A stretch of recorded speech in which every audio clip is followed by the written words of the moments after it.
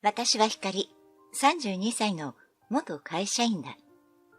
会社には事務として勤めていたが、退職して専業主婦になった。二つ下の夫、たけしとマンションを借りて二人暮らしをしている。たけしの勤務する会社は、私が以前勤めていた会社で、女性社員が多く、社長も女性。子供向けの商品を開発して販売する会社だが、少しずつ分野を広げている今、勢いに乗っている注目の会社だ。たけしは主に商品の設計を担当していて、ある年の忘年会で連絡先を交換し、仲が深まっていった。たけしから結婚を前提にというプロポーズを受けても、喜びよりついにこの時が来てしまったという気持ちの方が大きかった。私には気軽にうなずけない理由があったからだ。私は毎月寝込んでしまうほどの月経痛に襲われていた。自分ではこれが当たり前だと思って薬を飲んでごまかしていたのだが、ある月、仕事にも行けないくらい痛むので母に相談した。すると母は慌てて仕事を休み、病院に連れて行ってくれたのだ。母に申し訳ないと思いながら、婦人科で症状を説明すると、痛かっただろうにどうしてもっと早く来なかったのと、女医に驚かれた。ディスクを抱えて生きるか、痛みを根本から断つか。十数年来私を苦しめていた痛みは、手術により大幅に改善されたが、子供は望めない体になったのだ。たけしのプロポーズを受けたときにそのことを伝えた。根治手術を行ったので私は子供を産むことができない。私は子供を産むことができないの。もしたけしが子供を望んでいるなら、私じゃなくて他の女性とお付き合いした方がいいと思う。嘘つきたくないから言うけど、子供を望んでいないとは言わないよ。でも俺は、光となら、二人で幸せになれる気がするんだ。たけしはそう言って、私を抱きしめてくれた。それから長い年月が経ち、今年結婚10年目を迎えた。子供がいなくても明るい家庭は築けるのだと、その時は思っていたのだった。ある日私の友人から出産報告の手紙が届いた。中には生まれたばかりの赤ちゃんと母の顔になった友人の写真が入っていた。夕食を食べ終えたたけしは赤ちゃんの顔を見てうっとりとしている。生まれたての赤ちゃんの顔ってこんな顔なんだな。俺の子供ってどんな顔なんだろう。とっさに口を押さえて私の顔を見たたけしは、自分の口から出た言葉が信じられないという顔をしていた。きっと、たけしに似て凛々しい顔立ちなんじゃないかな。私は一生見せてあげられないけど。ごめん、俺、そんなつもりじゃ。謝らないで。そんなの初めから分かってたことじゃない。光。たけしの謝罪をバッサリと切り捨てる。この場にいたらもっとひどい言葉をたけしに言ってしまいそうだ。手早く食器を洗い、お風呂に入ってくるねと言って、脱衣所へと逃げた。たけしが私の事情を受け入れてくれている反面、子供を諦めきれていないことは分かっていた。子連れの家族を追う目が羨ましいと言っていたからだ。今までどんな言い合いをしても同じ布団で寝ていた私たち。謝ろうと思って寝室で待っていたが、たけしはその晩、寝室へは来なかった。その翌日から、たけしは口数が減った。会話も減り、返事もどこかトゲトゲしい。今まで我慢させてしまった分、今度は私が我慢しようと思っていたが、夕食を終えると、すぐに書斎にこもってしまうので、ほとんど会話ができない。せっかく夫婦になれたのに、こんな生活は寂しいと思い、私はたけしに謝ることにした。たけし、この間は変な態度で話を終わらせてごめんね。いいよ、別に。私にできることがあれば言ってほしい。直すところがあるなら頑張るから。俺の子供が欲しいって言ったって、無理だろ。言ったって、どうにもならないことがあるんだ。それは、お付き合いするときに言ったじゃない。私は子供を産むことはできないって。それくらい俺にも分かってるよ。欲しいって思うことも悪いのかよ。俺たちくらいの夫婦なら、もう小学校入学している子供がいてもおかしくないんだぞ。たけしの叫びは悲痛だった。きっと結婚当初から徐々に積み重なった気持ちが溢れたのだろう。私がごめんと謝ると、たけしは目をそらしていった。俺、もう我慢しないって決めた。俺だけ我慢するなんて不公平だもんな。たけしに我慢を強いたのは悪いと思っているよ。でも私だってね。うるさい！お前が早く受診していれば、こんなことにならなかったのに。お前が全部悪いんだ。大声で怒鳴ったたけしは、次の日から私を無視し始めた。挨拶も無視、帰宅時間を尋ねても無視、かろうじてメッセージアプリでなら会話してくれる。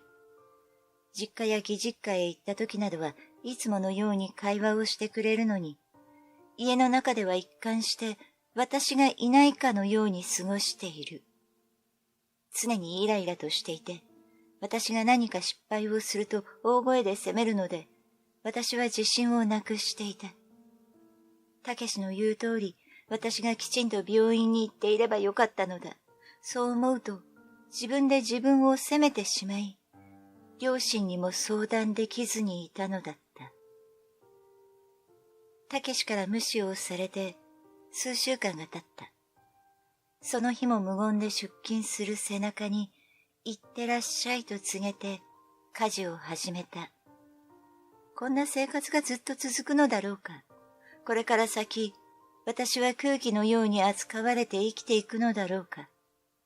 心のもやもやを追い払いたくて、せっせと家事をこなしていると、午前中にやることが全部終わってしまった。お茶を入れて休憩していると、幼馴染兼親友のまこから電話がかかってきた。ひかり、久しぶり。全然会えていないけど元気？元気だよ。まこは相変わらず元気そうだね。相変わらずは余計でしょ？まこは私の実家のお隣さんで、幼稚園から高校まで一緒だった。もうすぐ高校卒業という時に、まこの両親が事故に巻き込まれ亡くなってしまい、遠い親戚の家に引っ越してからしばらく疎遠だった。また会いたいと思っていたら、なんと近所のスーパーでばったり再会したのだ。成人してからまた地元に戻ってきたらしく、今は単身者向けのマンションに暮らしているらしい。面倒見の良い姉のようなまこに私はいつも助けてもらっていたが、スーパーで連絡先を交換してから、休みにはちょくちょくこうやって電話をかけてくれる。家にもよく来てくれて、たけしと3人で出かけることもあった。たけしとの関わりに悩んでいる時に電話をくれるなんて、エスパーなのかなと思っていると、まこが困った声で話し始めた。手紙届いたよね。私、出産祝い迷っててさ、ひかりもう選んじゃった？私も迷ってた。いっぱい候補があって選べなくて。わかる。今日空いてたらお祝い選びがてらランチ行かない？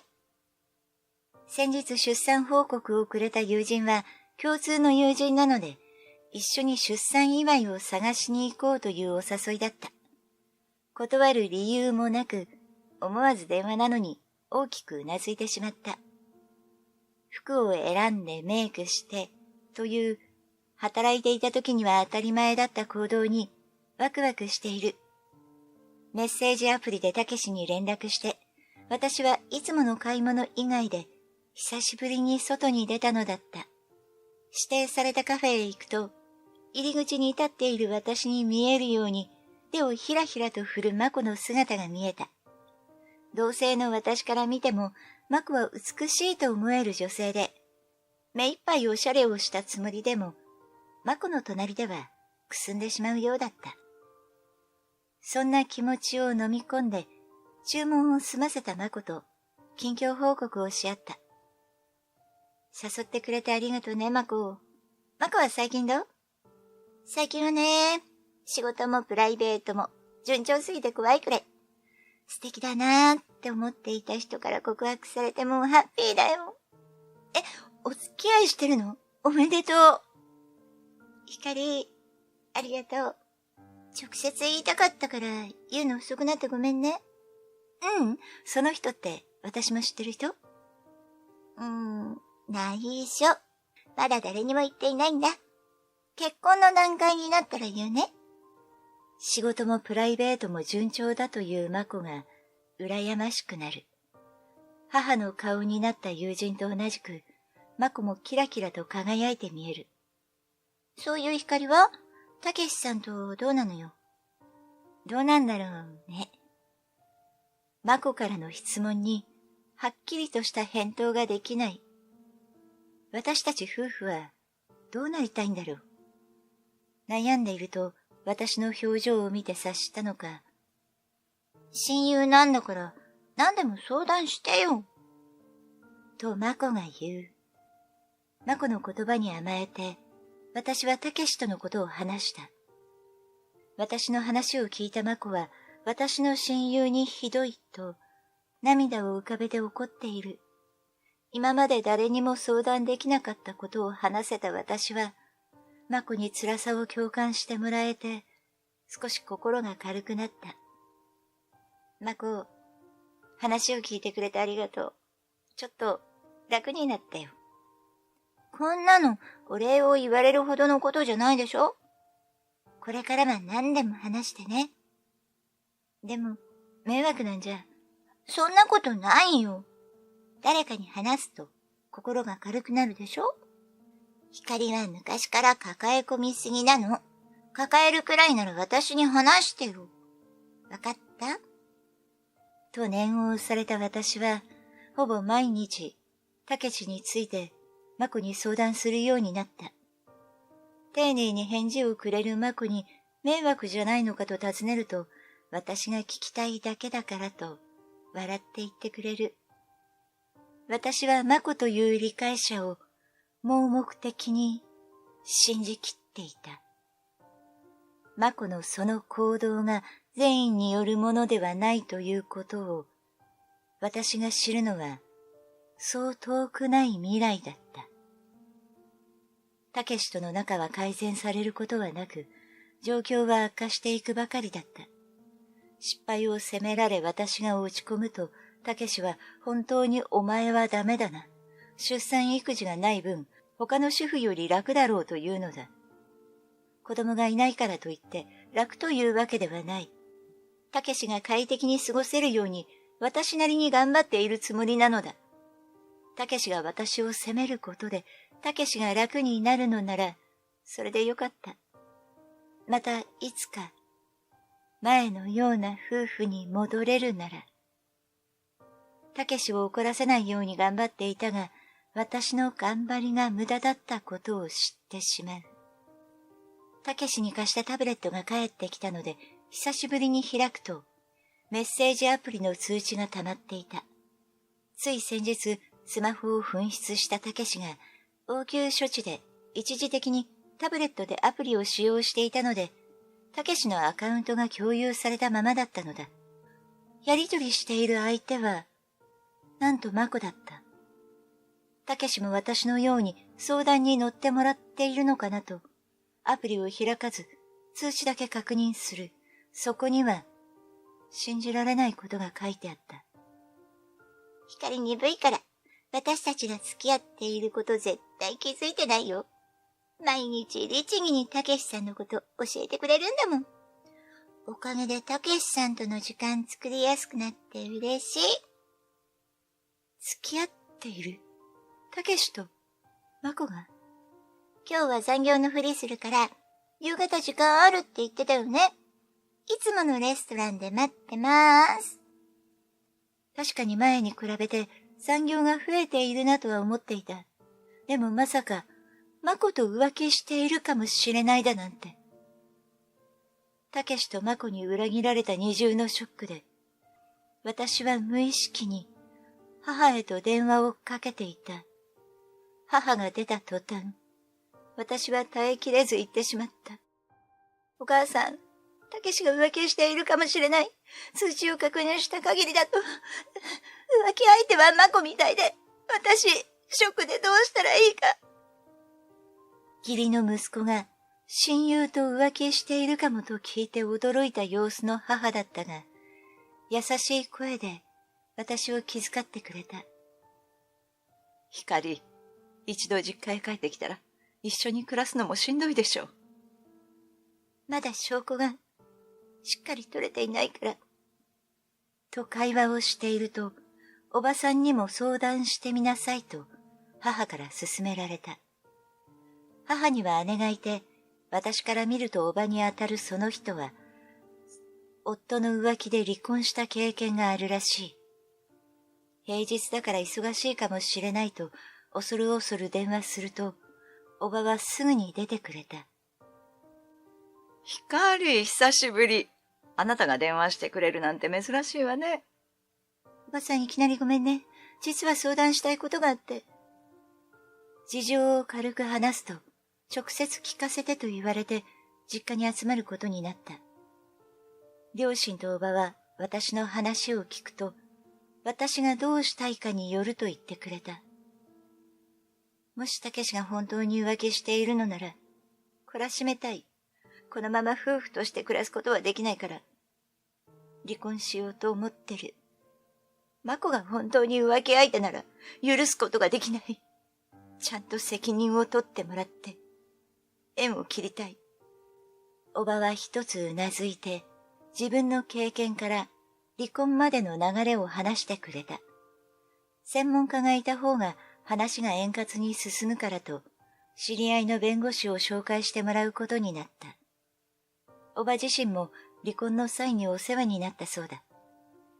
両親やおばに説明すると、胸の底に押し込めていた怒りが蘇ってきた。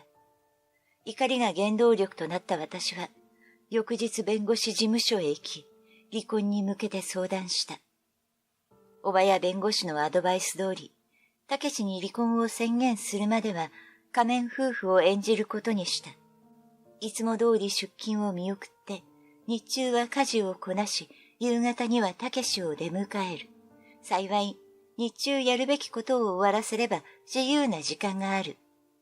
たけしに変わったところがないだろうかと SNS を開いた。前なら気にしなかっただろうが、今の私にはビビッときた。友人のアカウントをたどると、匂わせ感たっぷりの浮気相手とおぼしき人を見つけた。やっぱり。たけしへの愛情が消えた私は、事務作業をするかのように黙々とタブレットの通知画面を写真に撮ったり、浮気相手の SNS を覗いたりして証拠を集めた。浮気相手の女性は部分的にしか自分の姿を映さないので、マコのアカウントだと確信できないのを歯がゆく感じていた。決定的な何かがあれば、この状況を打破できるのに。そんな矢先に、週末に友人と釣りに行くから、クーラーボックスを購入したいと、たけしが珍しくお願いしてきた。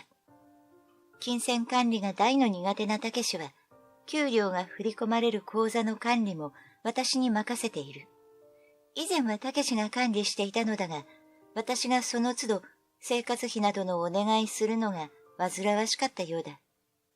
これは懲らしめるチャンスが到来したと思った私は、たけしのお願いを心よく引き受けたのだった。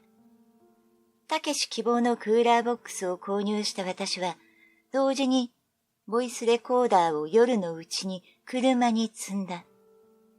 こんなことをせずに直接問いただせばいいと思う自分もいる。しかし、私だけで言っても、たけしは言い逃れをするだろう。周りの人たちの力を借りて、盛大に懲らしめてやろうと、決意を新たにした。翌日早朝、釣りにしてはやけにおしゃれな服装で、たけしは出かけて行った。お昼頃を見計らって電話すると、焦った声のたけしが出る。なんだよ、いきなり電話してきて。大物が逃げたらどうしてくれるんだよ。ごめんね。出るとき、やけに張り切っていたから、成果が気になって。どう？釣れてる？おい、入れ食いだぞ。俺が選んだクーラーボックスは、容量が大きくて助かった。夕方には帰るよ。どこで電話をしているのかは知らないが、人目があるのか、いつものようにトゲトゲしい返事が返ってこない。たけしの対応に、嬉しいとも思わない自分に、本当にたけしへの愛情が本当になくなってしまったんだなと実感した。よかったね。たけしは釣りの才能があるのかも。帰り、気をつけてね。当たり障りなく返事をして電話を切った途端、動揺で裏返った声を出したたけしを思い出して、証拠集めを再開した。もし今日、友人と偽り、浮気相手と会っているのなら、何か更新されているかもしれない。浮気相手の SNS を覗くと、朝出かけていった服装のたけしと腕を組む女性のツーショットの画像が載っていた。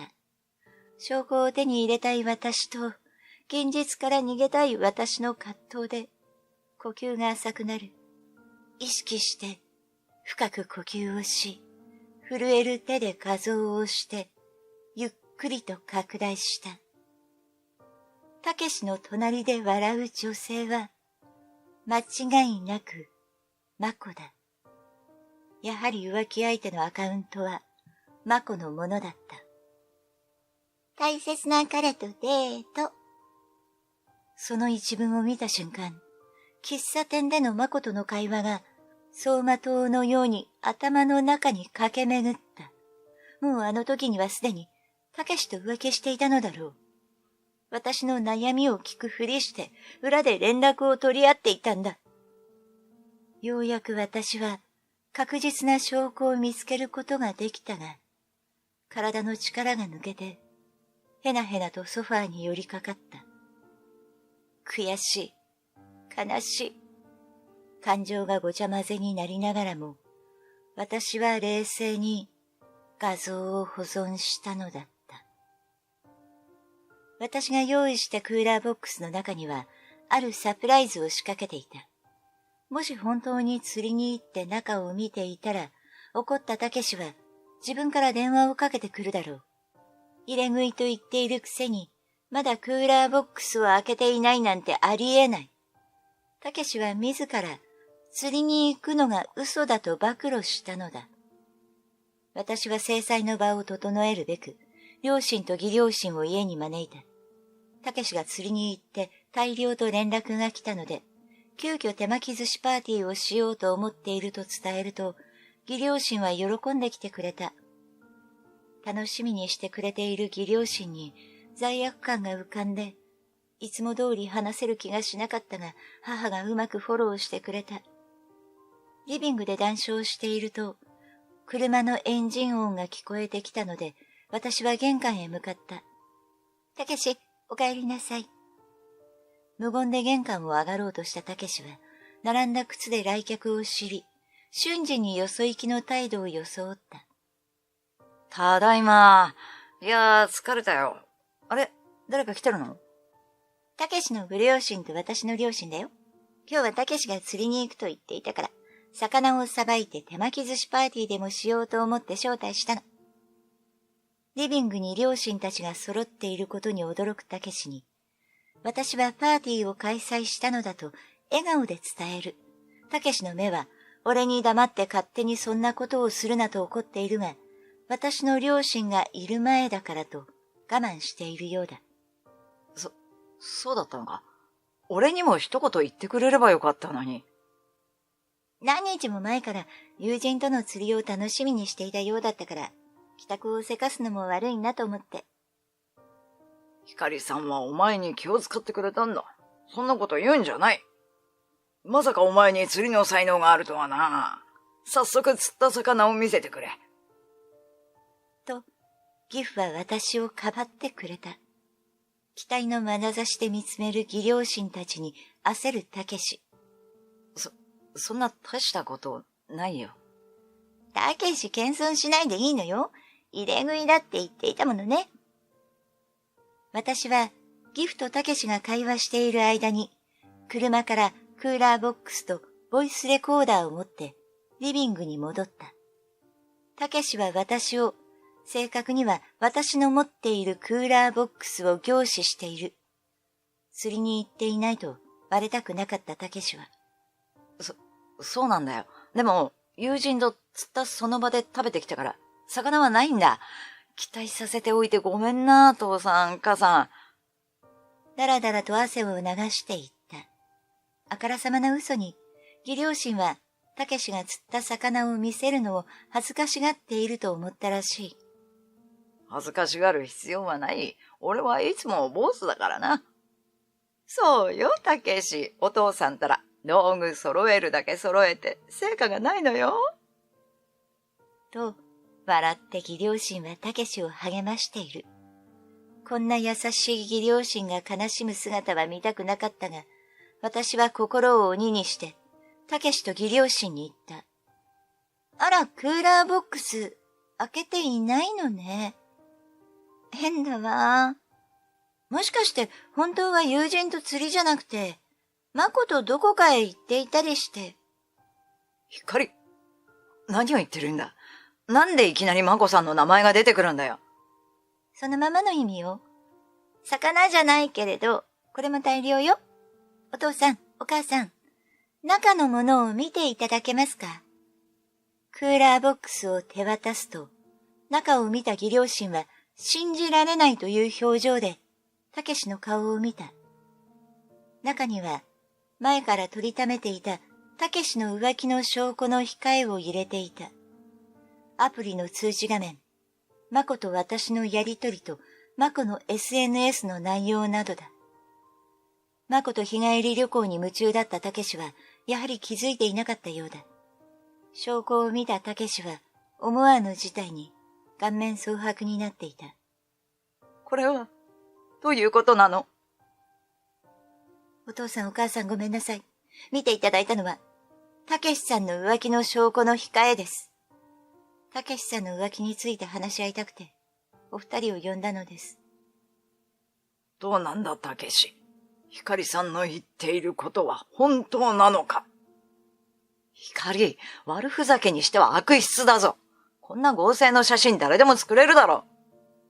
悪ふざけで、私がご両親まで呼ぶと思うの？じゃあこれも合成だと言える。私はボイスレコーダーを再生した。助手席の下に設置していたので不安だったが、ちゃんと音声は録音されていた。日帰りの旅行はあっという間に終わっちゃうね。たけしさんいつ離婚するの？早くたけしさんと夫婦になりたいな。俺もそう思うよ。マコと結婚して、俺の子供を産んでほしい。適当な理由をつけて、近々離婚を突きつけてやろうと思っているんだ。本当に？じゃあ私たち、もうすぐ夫婦になれるんだね。たった数分の再生で、二人の関係が明らかになった。事前に相談していた両親ですら、録音を聞いて顔色が悪い。義両親は真っ青を通り越して真っ白な顔になっていた。離婚を突きつけるつもりなんだね。知らなかったな。適当な理由って何？教えてくれるよね。私の質問に、たけしは黙っている。ちらちらと義両親を見て助けを求めているようだ。たけしの潔白を信じようとした義両親は証拠を見て、さらにボイスレコーダーの会話を聞いてしまっては、さすがに信じることはできなかっただろう。義父は頭を抱えて、義母は泣いている。お前、なんということを。父親として情けない。ひかりさんはいつも尽くしてくれたじゃない。どうして浮気なんてしたの？周りに誰一人味方がいない状況と気づいたたけしは開き直った。マコが俺の運命の人なんだ。出会うのが遅かっただけで浮気じゃない。俺は悪くない。子供を産めない光が悪いんだ。というたけしに、唖然とする一同。マコが本当に運命の人なら、私と結婚せずに待っていればよかったのに。言う気力すら湧かず、当事者を揃えて話そうと、たけしにマコを呼び出してもらった。先ほど別れたばかりのたけしから連絡をもらい、マコはウキウキと家に来た。よそ行きの顔で両親たちに挨拶したマコは、こわばった顔の両親たちを気にせずに、当たり前のように、たけしの隣へ座った。たけしも味方が現れて、デレッとした顔でマコを見ている。申し訳ないとか、後ろめたいという態度で現れると思っていた。しかしマコは、自分は何一つ悪いことはしていませんという顔をしている。そんなマコが、私には全く理解できない。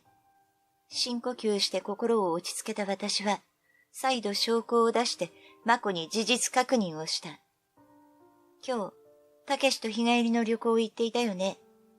浮気旅行楽しかった？やだ、浮気なんて汚い言葉使わないでよ。彼氏のたけしさんとの旅行、とっても楽しかったよ。旅行を認めたマコは鼻で笑って私を見下した。私の相談に乗ってるふりして利用していたんだね。マコのこと、親友だと思っていたのに。たけしさんと勝手に結婚した光が悪いのよ。私なら、たけしさんの子供を産んであげられる。私とたけしさんは、運命共同体なんだからね。と、自分を正当化している。マコとたけしが出会ったきっかけは私の紹介なのに、勝手に結婚する私が悪いと言われても、何を言っても、これは運命だからと浮気を認めようとしない。痺れを切らして私は、マコの言葉を遮った。私はたけしと離婚しようと思っている。たけしも離婚したいということでいいのね。そうだ。俺は光と離婚して、マコと結婚するんだ。子供に囲まれた幸せな家庭を作るためにな。そう。わかった。たけしの浮気のことを相談に乗ってくれたおばさんにも、離婚に向けての話し合いに同席してもらうね。おばさんだか誰だか知らないけど呼んでみろよ。誰が来たって、俺は意思を変えるつもりはないからな。おばさんが来ても、同じ態度でいられるかしら。マコ、怒られる覚悟しておいた方がいいんじゃない？あの優しいおばさんが私を怒るはずがないわ。おばが来ているとわかると、すぐに私の実家に駆け込んでくるほど、なぜかおばによく懐いていた。今も、あの時の印象のままだと思っているらしい。マコが浮気をしなければ、きっとそうだっただろう。現れたおばを見て、たけしは崩していた足を直して正座した。一見どこにでもいそうな女性だが、おばはたけしが勤務する会社の社長だ。そんなおばが、たけしたち二人を前に怒りをあらわにしている。おばさん、お久しぶりです。最後に会ったのはいつでしたっけ？ずっとおばさんに会いたかったんですよ、私。マコさん、久しぶりね。しばらく見ないうちに、マコさん変わったみたいね。綺麗になりました。嬉しいです。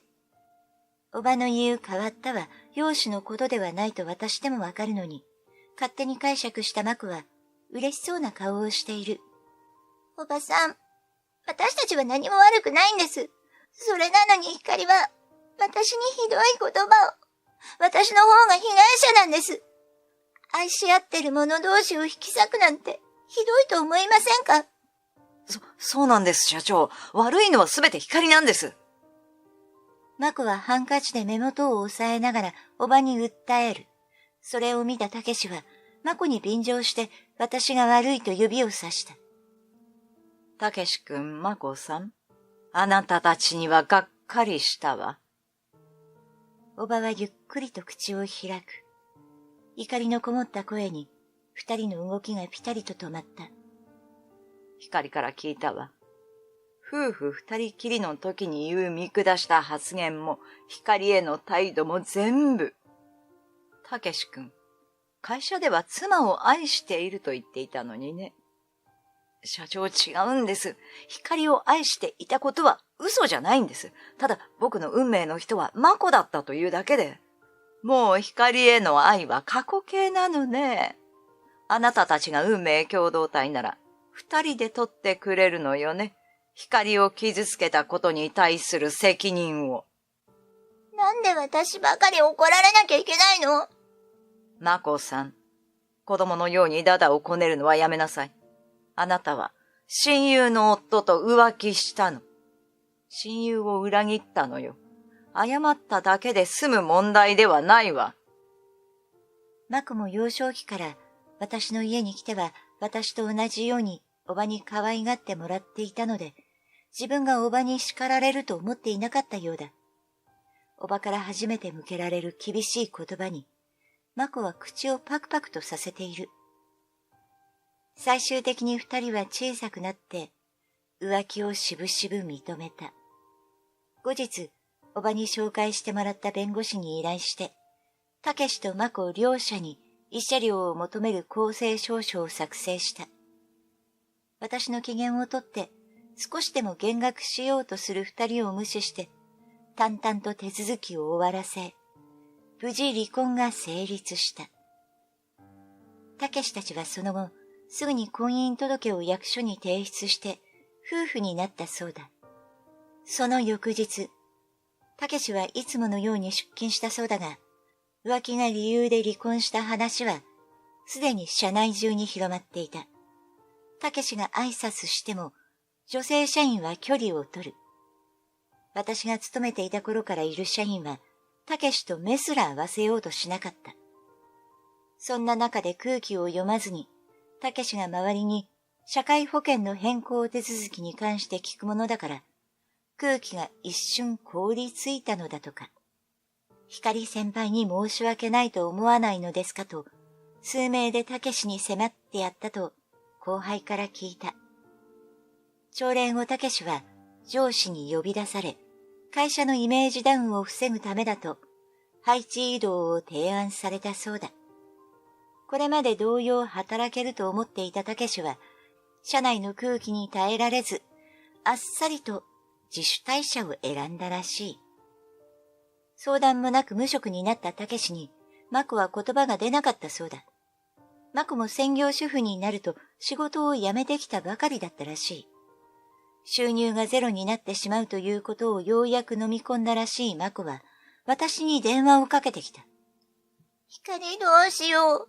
私専業主婦になろうと思って今日辞めてきたのに、たけしまで仕事辞めちゃったの。そうなの。それで私になんのよ。それでね、慰謝料をなくしてほしいなって。このままじゃ私たち生活が苦しくなっちゃう。貯金も少なくて、子供をお迎えすることもできない。助けて光。私たち親友でしょ？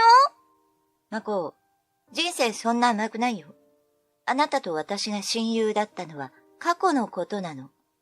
私は1円も減らすつもりはないから。私に拒絶された後、マコはたけしを連れて、たけしの両親に助けを求めて土下座したらしい。しかしたけしの両親は、大人なのだから自分たちで責任を取りなさいと、一切手を貸すことはしなかったそうだ。マコから電話のあった翌日、謝罪のためにたけしの両親が私の実家に訪れた。会わなかった間にすっかりやつれたたけしの両親は、私たちに深々と頭を下げて謝罪を繰り返した。お二人は悪くありませんと私が言うと、沈んだ声のまま、たけしたちの近況を話してくれた。子供に囲まれた幸せな家庭を夢見ていた二人は、わずかな貯金を使って狭いアパートを借りて暮らし始めたらしい。ここが俺たち夫婦のスタートだと意気揚々としていたようだが、今までとの生活のギャップで少しずつ二人にズレが生じてきていたらしい。ズレが大きな亀裂になったのは、転居の手続きなどで記入した書類を見ていた時だったようだ。たけしは大企業に勤める課長だと、まこは社長令嬢の30歳だと、お互いを騙していたことが発覚したのだとか。実際たけしは元平社員で、まこは一般家庭育ちの32歳だ。騙し合ってまで結ばれようとするとは、ある意味運命の相手なのだろう。たけし、私を騙していたのね。役職なんてないただの平社員じゃないの。まここそ俺を騙していたじゃないか。いやがらもう、それに年齢だってサバを読んで。こんなの詐欺だ。激しい話し合いの末、たけしは家を出て行こうとしたが、結局はまこと夫婦でいることを選んだらしい。まこと別れたら、両親に見放され、私と別れたたけしは、住む場所を探すところから始めないといけないからだろう。まこが昼はスーパー、夜はコンビニで働いて、毎月慰謝料を払っているが、たけしはなかなか定職につけず、顔を合わせては言い合いをしているらしい。おばの会社での経験があれば、すぐに就職できるだろうと思っていたたけしは、同じ業界の会社に応募するも、浮気の話が広まっていて、履歴書を返送され続けているそうだ。一方の私は、二人から次々に連絡が来てうんざりしていた。たけしからは、俺が間違っていた。光こそが俺の運命の人なんだ。子供がいなくてもいいから、もう一度やり直そう。俺たちならきっとまた仲良く暮らせるよ。と復縁の要請が。そしてまこからは、ちょっと光、あんたの元夫でしょ。たけしったら全然働かないから貯金もできないんだけど、こんなんじゃいつまで経っても子供産めないわよ。とたけしの愚痴が、二人に自分の時間を使うことがもったいないと感じ、私は思い切ってスマホの機種変更をした。家族と関わりの深い人たちのみ番号を伝えて、二人とは距離を置くことに成功。仕事に関しても、職場の人たちに温かく迎えられたおかげで、今までずっと働いていたかのように馴染むことができた。辞めずに働いていればよかったと少し思ったが、過去のことを悔やんでも仕方ない。ブランクを前向きに捉えて、主婦や主婦を主なターゲットにした草案を上司に提出。同僚などから強い指示を受けて、一大プロジェクトに発展した。発案者ということで、プロジェクトリーダーになった私は、第一歩として動画のチャンネルを立ち上げ、主婦や主婦向けの動画を配信することになった。自宅保育をしていても、家事の合間でも見れるよう工夫した動画は、徐々に人気が出て、いつの間にか登録者数も凄まじい数になっていた。最新の動画のコメントを確認していると、見覚えのある名前のアカウントからコメントが来ていた。久しぶり、まこだよ。ひかり、チャンネル開設おめでとう。これからも応援しているね。親友のまこより。おそらく、人気のチャンネルを運営しているのは私の親友なのよとアピールして、マウントを取ろうと思ったのだろう。他の視聴者からマナーが悪い、個人情報を出すなんて失礼、と注意を受けても、親友のチャンネルだから私が一番発言権があると意味不明なコメントを返していた。おかげで大荒れになり、コメント欄を一時閉鎖する事態にもなった。私はアプリの運営会社にマコのことを通報。数日後、マコのアカウントは停止された。さらに数日後、マコから、あんたのせいでアカウント使えなくなった弁償しろ。稼いでいるのだから慰謝料を減らしてと DM が来た。わざわざアカウントを作り直して言うことがそれかと思いつつ、顧問弁護士に相談しようと思っていると返すと、ピタリと止んだ。その後は不穏なコメントもなく、動画も順調に再生数が伸び、平和なチャンネルを維持している。自分の何気ない提案が実を結び、私は今まで以上に自分に自信を持つことができた。この自信で、主婦や主婦の皆さんを少しでも救えるように、これからますます仕事に励んでいきたいと思う。